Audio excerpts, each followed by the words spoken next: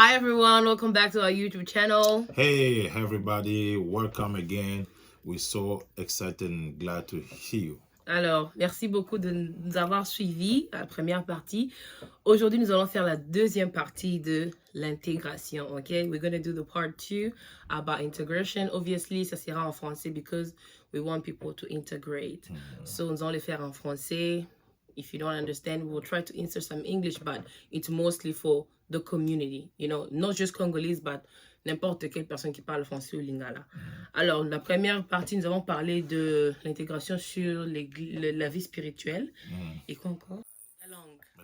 La langue, voilà. C'était la vie spirituelle et la langue qui sont très importants dans ces pays. Alors, aujourd'hui, nous avons encore 3 points que nous allons parler, nous allons ajouter. Et nous avons le travail, au niveau du travail, le savoir-vivre aux États-Unis et la famille. La famille. Alors, le pasteur est là, mon mari et moi, je suis là. Nous allons un peu partager quelques points selon ce que nous avons vécu ici pendant toutes ces années dans ces pays, plus de 5 ans, plus de 6 ans. Alors, nous allons partager notre savoir avec vous. Alors, je vais laisser la parole à mon mari pour commencer. Alors, bonjour, bon après-midi, bonsoir, dépendant de l'heure par laquelle vous nous suivez. Alors, nous sommes encore très contents de partager ces instants avec tout le monde qui nous suit de partout dans le monde. Alors, nous sommes en train de parler des histoires que nous avions expérimentées.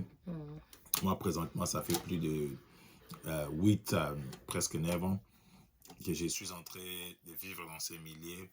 Alors, il nous voit quand même de cœur de pouvoir partager les fardeaux de certaines choses, aussi pour aider la communauté, nos frères qui viennent d'arriver, parce que la plupart des cas, on se rend compte que quelqu'un dit « Oh, on m'a jamais dit ces choses, tu vois ». Les gens prennent une excuse derrière ça, mais la majorité aussi, c'est que les gens écoutent, mais ils n'aiment pas. Ils n'aiment pas beaucoup mettre en pratique, mais je pense que c'est mieux de ne pas avoir des esquisses. Là, tu as quand même une information, tu sais que telle chose n'est bonne, telle chose est mauvaise, et ça va quand même t'aider pour ne pas dire que non, je suis venu ici, personne ne m'a jamais parlé de ça. Parce que nous, quand nous sommes venus, on n'avait pas eu ce genre de vidéos, ils allaient quitter la YouTube. Oui, donc ça, c'est un avantage, il faut toujours apprendre, écouter ces gens-là, liker, et puis partager, envoyer à quelqu'un. C'est pour l'aider. Voilà. Thank you. Alors, pasteur, nous allons commencer avec le travail. Comment une personne peut s'intégrer au niveau du travail dans ces pays? Vous savez, les gens disent que les États-Unis a facilité. Non, obviously, c'est pas facile, les gens de boulot. Mais qu'est-ce que vous pouvez conseiller à une personne qui vient d'abord d'arriver? Quelles sont les priorités? Travail, langue, comment est-ce qu'ils peuvent faire? Parce qu'une personne vient ici, anglais, en a noté, mais caillou et s'est présenté. Qu'est-ce que ces personnes doivent faire? Je pense que ce que nous faisons au quotidien détermine la suite et même la destinée de notre vie. La première des choses dans l'intégration, c'est d'abord la langue. La langue est un élément majeur de l'intégration. Quelqu'un qui ne veut pas apprendre la langue, qui ne veut pas être au milieu des gens qui parlent la langue, qui ne veut pas même s'exercer à parler la langue, en tout cas, il restera le même hier, aujourd'hui. Je crois qu'après ces vidéos, il pourra changer. Donc, d'abord, la langue, c'est l'élément le plus important pour faciliter quelqu'un l'intégration. Mais dans le niveau du travail, dans plusieurs travails, la majorité des travails où tu vas travailler, voilà pourquoi on rentre toujours sur la même chose. Tu as besoin d'apprendre la langue. Voilà. Parce que d'abord, l'interview, tu ne le feras pas avec l'interprète. Je comprends, beaucoup de gens aiment les interprètes. Les seuls endroits où on te donnera l'interprète, c'est lorsque tu es dans les endroits médicaux, migration, parce que là, ce sont des dossiers sensibles qui ont trait à la vie de l'homme.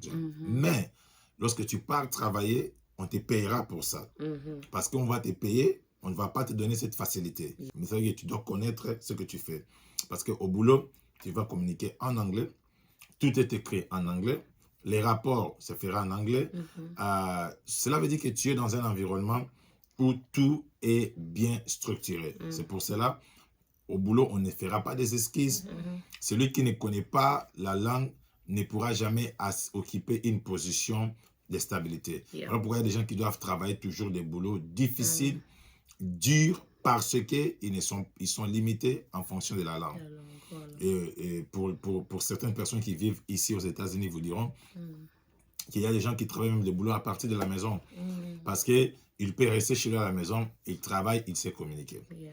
Mais toi, tu es obligé de sortir, démarrer ta voiture, courir quelque part, c'est arriver à attendre. Et si tu es en retard, tu ne sais pas comment t'exprimer. Tout ça, ça te limite à un certain niveau parce qu'on ne voit pas l'amélioration. On dit toujours improvement. So, la langue reste toujours un élément important dans les milieux du travail. Yeah, donc je pense que comme le pasteur a dit, c'est important d'improve le niveau de la langue. Parce que quand tu as la langue, tu te sens libre d'appliquer n'importe où. Tu te sens libre de te dire que si je quitte ici aujourd'hui, je peux appliquer là-bas demain. Parce que tu sais te défendre. Donc quand tu n'as pas la langue, tu auras toujours... On peut même pas te mettre dans une position de manager. Jamais. Parce qu'un manager doit donner des rapports à son boss. Et quand toi tu es là, tu es toujours, oh, ah bah le binigno, et là qu'est-ce que c'est. D'ailleurs, tout se fait par machine. Tu dois entrer les informations par machine. Tu dois programmer les données. C'est-à-dire que tu dois connaître ce que tu écris. Exactly. Tu dois connaître... Donc tu ne peux pas éviter la langue. Tu dois connaître ce que tu écris à la machine parce que tu ne peux pas écrire quelque chose que tu ne connais pas, de peur de faire un mauvais rapport qui risque de coûter beaucoup aussi à la compagnie. On ne dira pas que non, l'employé là, il ne connaissait pas la langue. Yeah, donc il est très important de travailler vraiment sur la langue. À partir de la langue, dès que tu as la langue, tu as la maîtrise, tu sais que je peux appliquer anytime, anywhere. Bon, tu viens là au début, l'anglais, tu n'as pas de qualifications. C'est aussi important d'avoir des qualifications. Si tu ne seras pas allé à l'école, à l'université, il y a des écoles qu'on appelle technical school.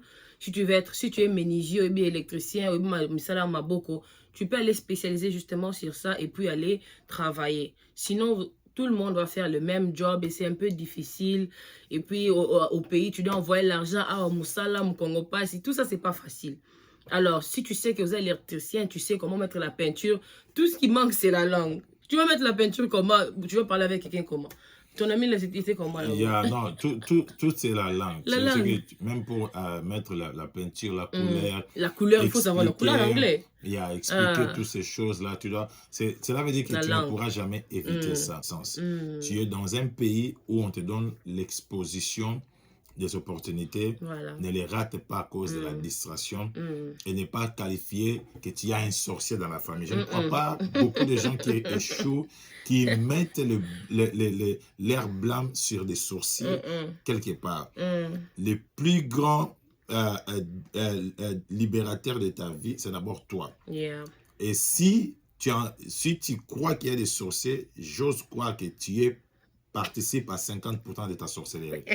Alors, ça veut dire que si tu n'es pas en mesure de comprendre ces choses, n'appelle pas quelqu'un en famille pour dire que c'est à cause de lui que tu es chaud. Vous voyez? Donc, tu es exposé à plusieurs choses qui peuvent t'aider. Il y a la librairie, va acheter des livres. Il faut lire, apprenez à lire. Et apprenez à être dans un milieu où on parle l'anglais. Suivez des informations en anglais. Achetez des petits brochures, lisez en anglais. Faisez-vous des défis. Parlez en anglais. Vous avez un groupe de gens par lesquels vous pouvez vous appeler. Vous parlez quand même en langue. Ça vous aide quand même de pouvoir bien apprendre certaines choses. Et lorsque vous allez commencer à travailler, c'est la langue de la communication, la langue anglophone. Vous pouvez mettre votre propre compagnie un jour. Celle que tu sens qu'elle a mis dans le bateau. Tu as la langue, tu peux ouvrir ta compagnie, tu peux défendre ton produit. C'est très important. Donc, pour conclure au niveau du travail, on va dire que le genre de travail que tu feras dépend de ton niveau d'anglais. Les genres de travail que tu feras dans ces pays dépendent de ton niveau de language. Tu peux ou ne pas avoir un degree, un diplôme, mais quand tu as la langue, tu sais te défendre. On peut te mettre à un même niveau avec une personne qui a un bachelor degree ou même un associate degree parce que tu sais te défendre. Donc, English, English, English. Alors, nous allons bouger au deuxième point qui est le savoir-vivre. Ok? Parce que c'est très important. Nous sommes dans un pays où les gens se disent bonjour dans les vides. Ou quand une personne te voit, il sourit comme ça. Moi, je me disais, hé, tous les gens sont gentils comme ça. Tu voyais, donc vous avez des appels, quelqu'un t'appelle, il faut... Donc, tout ça, pasteur, comment vivre dans ces pays où il y a vraiment de l'ordre? Comment on peut faire ça? Je pense que le savoir-vivre est tellement important, mais je sens aussi que d'autre part c'est aussi un grand défi que beaucoup de personnes rencontrent. Je comprends que nous venons tous de différents ressortissants de différents endroits, pays, cultures, toutes ces choses-là, on comprend. Mais il y a dans un certain milieu, lorsque vous arrivez, vous devez d'abord aussi observer comment les choses se passent Right. et vous devez apprendre. Nous sommes arrivés dans ces pays où, par exemple, lorsque vous parlez avec quelqu'un, il vous pose la question, comment pourrais-je vous aider?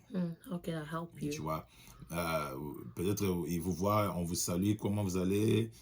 Peut-être on vous tend la main, vous tendez la main, et puis eye contact, et des histoires comme ça.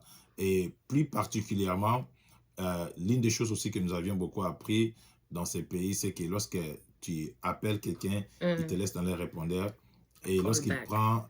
lorsqu'il reçoit ton message, il te rappelle automatiquement. Vous voyez? Beaucoup de gens négligent cet aspect. Alors, c'est vraiment important. Je sais que les gens ont différents calendriers, différents emplois du temps, ce qui fait qu'au moment où quelqu'un peut t'appeler, tu peux être occupé Right. à faire quelque chose qui peut être aussi essentiel, important pour toi, mais il est toujours de bonnes manières, selon la société par laquelle nous sommes entourés. Lorsque tu rates un appel manqué, on te laisse un message dans la boîte vocale et que tu as 1 minute par après, rappel. Parce que tu ne sais pas pourquoi on t'a contacté. Peut-être c'est pour un suivi d'un dossier, par exemple, qui te concernait. Mais c'est un appel important qui pouvait répondre à un besoin. Par exemple, je vois beaucoup de gens, lorsque vous l'appelez, il a vu l'appel manqué, il ne décroche pas, ce qui n'est pas un problème. Après un moment donné, il n'a pas rappelé, ce qui peut être compréhensible, peut être occupé. Mais après un certain temps, tu le vois en train de poster sur son statut. That's so bad. Vous voyez un peu You ça. need to stop that. Et ça, c'est un manque de savoir-vivre. Et c'est aussi quelque part quelqu'un qui n'a pas un bon comportement. Yes. C'est manque de savoir-vivre, et même manque de respect et manque de considération. Des fois, on pouvait t'appeler, il y avait peut-être une demande, ou un besoin, ou une opportunité qui te concernait. Et toi, tu as passé de cela. Écoute, dans ce pays, la vraie vérité est que tu auras toujours besoin des gens. Always. Toujours. Il y a beaucoup de gens, ils arrivent ici, après avoir arrivé 1 semaine, 2 semaines, ils coupent les contacts. Tu auras toujours besoin des gens. Yeah. Dans un domaine ou d'un autre. Tu as besoin de références, tu auras besoin de ceci, tu auras toujours besoin des gens. Surtout dans le boulot, quand tu appliques au travail, they ask you for reference. Ouais. Et Et puis, références. dans plusieurs des cas, il ne faut pas toujours couper parce que demain, tu te retrouveras devant une situation, la personne que tu as coupée, c'est la personne qui prend des décisions. Tu vois un peu l'environnement que tu te retrouves. Et surtout que tu es débutant, tu es obligé de passer par des voies des gens. Même ceux qui ont vécu pendant plusieurs années ici, ils ont toujours besoin des gens. Yeah. Alors, je pense que dans le niveau communication, le savoir-vivre est très important. Voilà pourquoi beaucoup de gens, même s'ils n'ont pas eu le temps de te rappeler, ils écrivent par texto. Vous voyez, beaucoup de gens communiquent par texto. Et les textos, tu peux les communiquer si tu as le temps, mais si tu conduis, par exemple, tu ne peux pas utiliser ton texto. Là, tu peux peut-être laisser un message vocal, ou soit rappeler quelqu'un qui t'a appelé et fais-lui savoir que tu as raté son appel. C'est vraiment important et nécessaire parce que tu ne sais pas pourquoi il t'a appelé et c'est aussi nécessaire pour toi de savoir rappeler lorsque tu manques un appel. Donc, à part ça aussi, savoir comment saluer les gens. Nous sommes dans un pays où, là où tu entres, tu trouves des gens, good morning, hi. Surtout nous les Africains, aux autres dans la place, aux autres boudés bateaux. Tu frimes, tu fermes la figure. Tu ne sais pas la personne qui est devant toi. Peut-être c'est elle la manager, c'est elle qui a la solution à ton problème. So on dit, you have to be very courteous, ok? Courtoise. Like, tu viens dans un bureau, tu trouves les gens dans une maison, tu salues, good morning, hi everybody, how are you doing? Et puis quand tu fais quelque chose, oh I'm sorry, tu vas, oh vraiment sorry, oh I'm sorry, you know, c'est normal ici. Mais les gens ouais, c'est parmi les choses, vous pouvez arriver dans un milieu public, un milieu de boulot, la première des choses, vous saluez, et puis vous vous excusez. Même au travail. S'il vous plaît, may I ask you for a question? Donc, vous avez un peu de manière un peu trop courtois parce que Yeah. la bonne manière dont tu as engagé la conversation peut aussi développer cette conversation et Exactly. t'amener à une offre, ou soit à une solution d'un problème. Ça, c'est vraiment très, très important. Et lorsque on te reproche de quelque chose que tu sais que tu l'as fait, la seule chose ici pour ne pas aller de gauche à droite, on dit back and forth, tu t'excuses. Lorsque tu appliques des choses comme ça, c'est important. Ça veut dire que tu as besoin de protéger cette relation. Et tu ne sais pas, c'est toujours important d'avoir cette bonne manière de apologizing, being Et puis sorry. aussi dire la vérité. Yeah. Et If you l'autre can't chose, make it, yeah. tu sais. Et puis l'autre chose, c'est que les gens ne savent pas dire la vérité. Il faut toujours apprendre à être vrai. Vous voyez? Il faut toujours dire que non, j'étais empêché parce que j'avais telle chose. Parce que je constate que beaucoup de gens ici, et nos frères particulièrement, ils aiment mentir. Ils aiment vraiment mentir. Ils ne sont pas francs. Sons of the Ils ne sont devil. pas vrais. Alors ça, il faut apprendre toujours à développer ça. Yeah. Et une autre chose aussi, il faut être vrai même lorsque tu sais que tu veux remercier quelqu'un pour faire un chemin personnel par voir la personne. Séparez-vous dans les bons, quoi. Yeah. Il ne faut pas souvent, tu disparais pour des biens. Pour des bons. C'est-à-dire que tu es parti, porter disparu, et c'est fini. Non, il ne faut pas... Il ne faut pas que demain, lorsque tu rencontres la personne, que tu mettes la tête par terre voilà. parce que tu as eu à fuir. Si tu te sépares toujours bien avec quelqu'un, il peut toujours savoir reconnaître de ce que tu es et te référer peut-être dans d'autres choses. C'est ça. Donc, le savoir vivre dans plusieurs domaines, c'est toujours important. Dans les milieux des gens, par exemple, tu ne peux pas être au milieu des gens où les gens sont en train de parler, même dans un meeting, toi tu es en plein téléphone, en train de texter. Ça, c'est manque, je m'excuse le terme, hein, c'est une mauvaise éducation. Vous voyez, et surtout aussi, il y a d'autres appels où on t'appelle au milieu des gens, en pleine réunion, tu ne peux pas décrocher. Tu dois faire savoir à quelqu'un que tu es occupé, you cannot talk. Et après, tu peux toujours les rappeler. Et surtout, ça c'est personnel. Je ne sais pas comment certaines personnes gèrent ça. Il faut toujours éviter lorsque tu es dans un milieu de gens où il y a une très belle atmosphère, tu es toujours concentré sur ton téléphone, tu vois, tu es toujours là. C'est un mauvais signe et tu risques même de te faire virer dans d'autres boulots à cause de ça. Il faut toujours savoir mettre un téléphone à côté à un certain moment. Et concentre-toi. Savoir vivre, ce n'est pas seulement aux États-Unis, c'est partout au monde. Même là où tu es, tu regardes cette vidéo, tu peux appliquer ces choses. C'est très important. Ça va vous ouvrir beaucoup de portes. Le frère Patrice a chanté, il disait bonjour, merci, na pardon. Ces trois choses-là, ça peut t'ouvrir des portes. Ça peut aussi te fermer des portes si tu ne le fais pas. So, on vous encourage vraiment d'avoir ces savoir-vivre. Surtout quand vous êtes au boulot, vous êtes nouveau ici, vous êtes vous allez à l'hôpital. Tu as besoin d'aide. Donc, sois humble jusqu'à ce que Dieu va t'élever. Même quand Dieu va t'élever, garde aussi la même attitude. C'est très important. Nous allons parler de notre troisième point qui est le point au niveau familial, l'intégration au niveau familial. Nous sommes dans un pays qui est vraiment différent du pays où nous venons. Là-bas, nous on a grandi avec des fouets, des chicottes, des babouches. On frappait, ok? On frappait les enfants. Les maris frappaient les femmes. Mais ici, c'est comme si quand tu fais quelque chose, 911. Vous connaissez ces numéros-là. Alors, pasteur, comment les gens peuvent vivre ensemble en famille avec les enfants, leurs femmes, pour éviter ce genre de problème? Parce qu'il y a déjà des gens qui étaient arrêtés. Please, help us. Moi, je pense que d'abord, c'est un problème de caractère. Ok. Un problème de caractère et un problème aussi de comportement. Parce que, d'abord, vous ne pouvez pas arriver au niveau de vous tirailler si vous n'avez pas eu à faire asseoir d'abord vos habitudes. En d'autres termes, si vous n'avez pas eu d'abord le temps de pouvoir bien... Pourquoi vous êtes arrivé au niveau de vous battre? Je connais un monsieur qui est demandeur d'asile. D'abord, son dossier n'est même pas encore allé à l'immigration. Sa femme lui a demandé de faire un petit mouvement, de déplacer quelque chose. Alors, comme c'est un monsieur déjà colérique, c'est déjà un mauvais caractère, la colère, la tempérance. Il s'est cru qu'il était encore chez lui, là où il vient. Et subitement, il a giflé, comme il le fait déjà souvent. Là où il venait, c'était déjà une histoire où il tapait souvent sa femme. Et ici, lorsque tu tapes à ta femme, même si ta femme n'appelle pas la police, Les voisins, les gens qui ont vu souris. ça, ils vont appeler la police sur toi. Et tu sais, par conséquence, ici, lorsqu'on viendra, on t'arrêtera. Tu dois chercher quelqu'un pour te faire sortir par un bel. Et on va vous donner d'abord un restraining order qu'on appelle le PFA. 100 mètres. Alors, déjà, au niveau des juges, tu dois te présenter avec des évidences. Je ne sais pas quelle évidence tu vas présenter.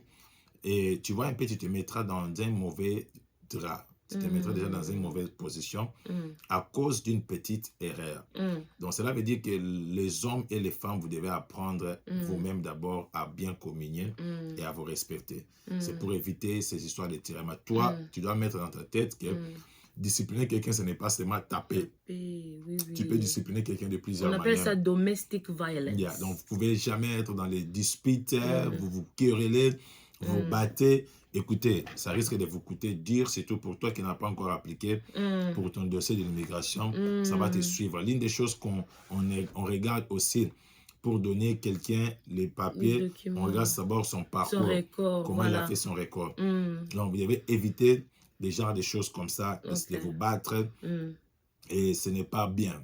Donc, c'est un problème de caractère, pasteur. C'est spirituel? Non, c'est pas du tout spirituel, c'est une bonne éducation. Ok. Yeah, c'est une bonne éducation. Je m'excuse les termes, mais c'est ça les vrais termes qu'il faut appliquer. Okay. Il y a des personnes qui n'ont pas une bonne éducation. Mais ici, si tu continues avec ces mêmes comportements, tu risques d'être bien éduqué. Et lorsque tu es en prison, la meilleure ou la mauvaise chose, c'est que au moment où tu es en prison, tu te sentiras seul. Il n'y a personne qui viendra porter garant. Même lorsque tu dis que non, j'ai mes amis, écoutez, ces jours-là, tu seras seul dans la prison. Même pour te faire belle, les belles là. Tu verras même les gens qui mangeaient avec toi, ils ne viendront pas pour te faire sortir avec l'argent. Et puis, ça dépend de combien. Surtout les soucis, tu as des amis d'abord qui te conseillent. Ah, bétailler. Non, ils ne viendront pas. Ils vont pas. Les belles dépendent des infractions. Il y a des belles de 5 000, 2 000, 8 000. Tu n'as même pas un travail encore. Tu n'as pas un travail. Ta femme qui est dehors, tu l'as laissée là-bas avec les enfants. Et puis, il y a des gens les social workers, so baby. Conseiller, est-ce que tu veux rester avec lui vraiment? Ils sont des gens qui vont influencer ta femme déjà. Il y a des family crises qui viendront l'aider, que tu es monsieur criminel. D'abord, ton nom changera. On va t'appeler criminel parce que c'est une infraction qui est classifiée déjà dans le cadre des criminels. Donc, tu seras dans un cadre de criminels. Je ne sais pas si c'est quelle classe, mais ce n'est pas une bonne chose. Donc, il faut apprendre à être bon monsieur et un monsieur d'une bonne tempérance. Voilà. Donc, et puis la deuxième des choses, l'intégration au niveau de la famille avec les enfants. Beaucoup de gens ici, à cause d'être occupés, ils n'ont pas le temps avec leurs enfants. L'enfant déjà connaît manipuler le téléphone. J'ai même vu un enfant répondre à son père. Encore un enfant trop petit. Donne le téléphone, il ne veut pas. Si tu n'es pas en mesure de pouvoir orienter tes enfants à suivre ta voie, tu auras du mal demain à t'en sortir parce qu'ils deviendront aussi des personnes qui vont te causer beaucoup de problèmes. C'est pour ça que j'ai toujours dit aux gens, aie le temps même d'abord avec tes enfants. Pendant la semaine, comme ça, vous parlez. Et les enfants doivent suivre tes voies ou tes chemins.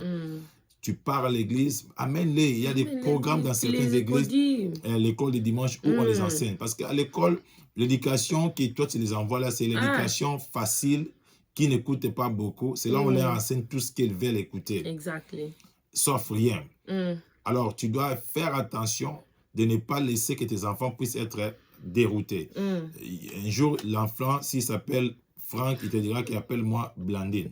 Donc, tu comprends ce que je veux dire. Donc, tu dois commencer à faire... Tu veux te poser la question, ça a commencé quand? Tu vas commencer à faire... Donc, c'est-à-dire que tu dois aussi faire un effort de pouvoir enseigner tes enfants de la bonne manière à partir de la maison. Les chemins de Dieu, tu dois les intégrer. Parce que la société est là, une société de libertinage, de plusieurs choses, où chacun a son droit. Moi, personnellement, je ne conseille pas les parents qui laissent les téléphones à leurs enfants. Un enfant de 4 ans, 5 ans, 6 ans. Il a déjà son téléphone, il passe tout son temps au téléphone. Ils sont cloués. Et toi, tu sens que c'est bien. Moi-même, un addict comme ça, lorsque j'entre dans une des plateformes des réseaux sociaux, les histoires que je vois déjà, hein, à mon âge ici, je peux me dire, waouh. Mais si tu laisses ça à ton enfant, c'est bizarre. Il y a beaucoup de gens qui sont distraits et beaucoup de gens dorment. Voilà. Alors moi, je pense qu'il faut se réveiller. Il faut vraiment être au-dessus de savoir ce que ton enfant fait, où est-ce qu'il fréquente, qui est son ami. Donc, toutes ces choses-là. Quel site vos enfants fréquentent sur le téléphone? Il faut checker. Donc, personnellement, ça dépend de la discipline de chacun. Mais moi, je n'encourage pas qu'un enfant à un certain âge puisse utiliser le téléphone. Et aussi, ça dépend de la communication entre parents et enfants. Il y a des parents qui sont là à Kemusala, à Zongi, il n'a pas le temps pour ses enfants. On ne se parle pas. Les matins, on se voit, papa, bonjour, je pars à l'école, tu pars au travail. La nuit, on rentre, moi, je dors, toi, tu dors. Like. Et puis, vos enfants ont des amis qui se confient plus en dehors de la maison que vous, les parents. Et si elle a un copain, une copine, Abandi Makamboulibanda, elle ne va pas venir te dire. Parce qu'il n'y a pas de relation entre papa et maman et fille, il n'y a pas ces relations. Alors, si vous avez la possibilité, envoyez vos enfants dans les églises, dans les groupes de jeunesse où il y a des encadreurs qui peuvent encadrer vos enfants. Parce que non, un parent doit se faire un effort pour l'éducation de ses enfants. Moi, d'abord, je n'encourage pas d'abord, en dehors des encadreurs, tu es d'abord les responsables numéro 1 de l'éducation de tes enfants. Tu dois instaurer un système dans ta maison où tes enfants doivent le suivre en tant que père de la famille. Deuxièmement, l'église aussi est notre aspect, avec des programmes qui peuvent aussi récupérer les enfants. Voilà. Nous sommes ce que nous sommes ici personnellement, c'est parce que nos parents, ma mère, m'avaient enseigné le chemin de Dieu. Donc, de les bas âges. Donc, j'ai grandi avec ça comme ça. Et c'est resté dans ma vie et je suis venu ce que je suis devenu aujourd'hui. Voilà. Je pense que les parents ont toujours un rôle influent dans la vie de leurs propres enfants. Alors, il faut te faire parent responsable. Alors, je pense que c'est un grand travail. Éviter la distraction. Ne laisse pas ton enfant entre les mains de quelqu'un que tu ne connais pas. Ne fais pas confiance aveuglément. Quelqu'un peut sacrifier ses enfants parce qu'il va aller travailler quelque part. Il laisse les enfants entre les mains d'une personne. Je pense que ça va te faire du mal. Très important. Et aussi, pasteur, nous sommes dans un pays où l'homme travaille, la femme travaille. Et vous savez que on vit ensemble, nous sommes dans une maison. Comment ou bien qu'est-ce que vous pouvez conseiller à un couple comment ils peuvent avoir des projets ensemble pour réussir? Parce que si moi, je gère mon argent à côté, toi, tu gères à côté, c'est quoi notre but, notre goal, financial goal, pour gagner demain? Parce que c'est un pays, quand tu as un income, c'est pas facile de vivre. Mais quand vous avez deux comme ça, ensemble, on peut bien vivre. Parce qu'on peut faire des projets, on peut acheter des maisons, beaucoup de choses. Qu'est-ce que vous conseillez aux couples qui vivent déjà dans des cachettes au niveau financier? Pour ne pas causer des fights. Non, moi je pense que si vous êtes couple, on sous-entend que le couple veut dire que deux personnes deviennent une. Donc ça veut dire que tout ce que vous avez doit être en commun. Vous voyez, les gens qui sont couples et ils n'ont pas l'air bien en commun, ce sont comme nous appelons ici des roommates. Vous vivez comme des roommates. Vous n'avez pas encore atteint le niveau du couple. Vous voyez, d'abord, dans les plans financiers, vous devez tous avoir des comptes en commun. Ça, c'est le numéro 1. Je sais que certaines personnes ne les font pas, mais vous devez avoir des comptes en commun. Cela veut dire que l'homme doit avoir l'accès dans ton compte, la femme doit avoir l'accès dans ton compte. Et vos dépenses, vous devez tous les mettre ensemble. Vous savez que peut-être nous gagnons 10 000 $ chaque mois et nos dépenses partent jusqu'à 7 000 $ ou 5 000 $ par exemple. Vous savez les dépenses qui sont des dépenses automatiques. Et là, vous avez déjà un but. Vous savez que lorsque l'argent entre, voilà ce que ça va résoudre. Et les dépenses supplémentaires ou des accessoires, vous les faites en toute liberté. Voilà. Vous voyez, c'est vraiment très ouvert. Vous les faites très ouvertement. Et ça vous aide de ne pas vous embarrasser. Ça vous aide de ne pas vous embarrasser. Donc, vous avez un compte en commun, Voilà. vous les gérez ensemble, mais vous savez seulement comment discuter, les priorités d'abord, savoir comment les faire. Je pense que c'est l'une des choses aussi très importantes Très important. qui pourra vous aider à pouvoir maintenir et gérer vos finances. Très important. Parce que surtout quand on va acheter une maison, on check les incomes de la femme et de l'homme. Voilà. Et on doit combiner ça pour voir si vous êtes capable de payer les loyers de la maison. Donc c'est alors que vous allez venir découvrir que hey, toi tu gagnes comme ça, toi tu gagnes comme ça, tu ne savais même pas. Alors c'est très important pour éviter des conflits. Gérez toujours votre argent ensemble. Et parce que aussi une chose, bon, au pays, nous savons qu'en Afrique, il y a toujours les hommes qui travaillent. Hein. Il n'y a pas de femmes qui... C'est rare, je ne sais pas, de boulot pour des femmes. Une femme qui vient ici, elle commence à toucher de l'argent, elle se voit que c'est moi maintenant, je peux faire... Comment tu peux conseiller cette femme-là? Bon, si par opportunité, la femme arrivait à travailler et elle gagne plus et qu'elle veut aussi gagner quelque argent, l'argent que tu gagnes ne doit pas te faire supérieur à ton mari. Tu vois? C'est vrai qu'en Afrique, bon, ce n'est pas une question de l'Afrique. Maintenant, avec l'actualité, tu peux être aussi une femme qui a étudié. Tu as une opportunité qui se présente, tu veux exercer ta carrière. Même si on dit que c'est l'homme qui doit prendre soin de la femme, je comprends, mais si la femme aussi a une carrière où elle veut exercer, on ne peut pas lui en refuser sur ça. Donc, personnellement, gagner de l'argent ne peut pas te faire au-dessus de ton mari. Et tu dois toujours respecter ton mari, tu dois toujours le présenter ce que tu gagnes combien. C'est pas pour ton mari. D'abord, lorsque vous êtes un couple, vous êtes une équipe. C'est pour vous, team. C'est pour vous tous. Et pour vos enfants. Et pour vos enfants. Donc, ici, il n'y a même pas question de mari, mon argent. Non, non. C'est votre argent. Ça veut dire que ce que tu as gagné, ça va aider aux besoins de la maison. Et mettez ça ensemble. Si vous n'avez pas des choses importantes, vous pouvez mettre dans un compte quelque part et ça pourra aider pour d'autres choses. Exactement. Et cela aussi dépendant de vos projets. Ce que vous avez comme projet, qu'est-ce que vous comptez faire demain, quels sont vos objectifs pour atteindre. Et je pense que c'est en fonction de ça que vous pouvez travailler. Il ne faut pas dire que non, je gagne de l'argent. Même lorsque tu vas envoyer l'argent chez ta famille en Afrique, parle avec ton mari. Exactement. Consulte avec ta femme. Vous voulez envoyer l'argent combien? Vous vous parlez et vous les faites. Au lieu de faire derrière son dos, famille Nanga, famille Naye. Non. Donc, ce sont des choses aussi qui séparent beaucoup de choses. Et puis, écoutez, une fois vous avez mis les comptes ensemble, vous devez savoir bien les gérer et vivre ensemble. Parce que la séparation peut créer beaucoup de choses. Il y a beaucoup de choses. Surtout dans un pays où il y a des single moms qui sont à l'aise. Je n'ai pas besoin d'un homme pour vivre. C'est comme... Il y a le single mom. D'abord, si tu n'as pas besoin pour l'homme pour vivre, tu vas te faire badiner par les hommes. Parce que des single moms qui vivent comme ça, des fois, ils ont des besoins. Tu comprends? Et tu auras besoin d'un homme. Mais aussi, toi, un homme aussi qui a toujours l'habitude d'engrosser les femmes, il ne faut pas oublier qu'il y a un child support system. Où si tu engrosses tout ce que tu gagnes, on veut commencer à couper à la source pour prendre soin de cet enfant-là. C'est jusqu'à 18 ans, je ne sais pas, 18 ans. Tu vois un peu ça. Tu te mettras toujours dans des positions difficiles. Être single mom n'est pas la gloire. Parce que tu vas aussi souffrir.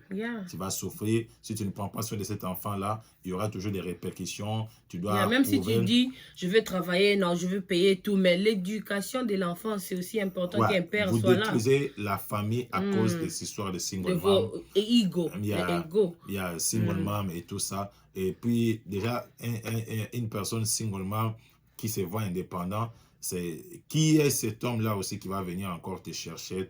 Je ne sais pas, ça dépend de ton histoire. Mais je ne conseille pas les gens à arriver au point de single mom. Si c'est par accident, tu n'as pas préparé ça, Dieu peut te faire grâce. Mais si c'est toi qui as causé la chose, et je vais me séparer de lui, je vais le laisser pour que je vive seul, l'État va prendre soin de moi. Là, c'est un problème. Parce que les hommes vont commencer maintenant à venir jouer avec toi. Les hommes vont jouer avec toi et tu vas communiquer quelque chose de mauvais aux enfants. Parce qu'ils vont voir comment est-ce que tu es en train de te faire badiner par les hommes. Ce n'est pas ton honneur en tant qu'une femme. Tu sais, l'impudicité est l'un des péchés les plus longs médités pour sa réalisation. L'impudicité, ça commence, c'est un long procédé. Hey. Une long procédé, pardon. Déjà au téléphone, vous planifiez, tu te Step one. prépares. Donc, il sait que c'est un long réalité, chemin. ils ont planifié. Yeah. L'impudicité n'a jamais été une erreur. Quand tu écris d'abord, le L'impudicité- Saint-Esprit ne t'a pas dit. Non, non, ne t'a Tu pas es dit. allé. Yeah, Tu lèves les habits. tu prends la voiture, tu conduis, et tu te prépares, tu arrives en arrêter. endroit. Donc, c'est-à-dire que c'est un péché qui est planifié. Yeah. Donc, et tout ça, tu es en train de communiquer à tes enfants. Si toi, tu fais et que tu vois ta fille en train de le faire la même chose, tu vas acclamer, tu seras fâché. Yeah. Mais où est-ce qu'elle a appris ça? C'est parce qu'il y a une porte qui a été ouverte. Donc, fais attention avec ça. En tout cas, merci beaucoup, pasteur. Merci beaucoup à vous tous qui nous avez suivis. Alors, on va s'arrêter là pour aujourd'hui. Nous avons parlé de 3 points très importants. L'intégration au niveau du travail, la langue toujours, les savoir-vivre et au niveau familial, au couple et les enfants. Donc, que Dieu vous bénisse. Ça, c'était la deuxième partie. On aura une troisième partie pour finale parce qu'il y a beaucoup de endroits où il faut s'intégrer dans la vie. Ce n'est pas seulement, ça ne s'arrête pas ici. Alors que Dieu vous bénisse, continuez à suivre la vidéo, partagez et nous vous invitons aussi, si vous n'avez pas une église où visiter, vous pouvez toujours nous visiter sur 85 Bedford Street, Portland, Maine. Nous sommes à l'université du Sud du Maine, qui veut dire University of Southern Maine, à Portland, Maine. Donc, vous pouvez visiter nos pages sur Facebook, Gospel Instagram Kingdom et aussi notre Ministry. site internet www.gospelkingdomministries. Au revoir, que Dieu vous bénisse. Que Dieu vous bénisse. Bye. Bye.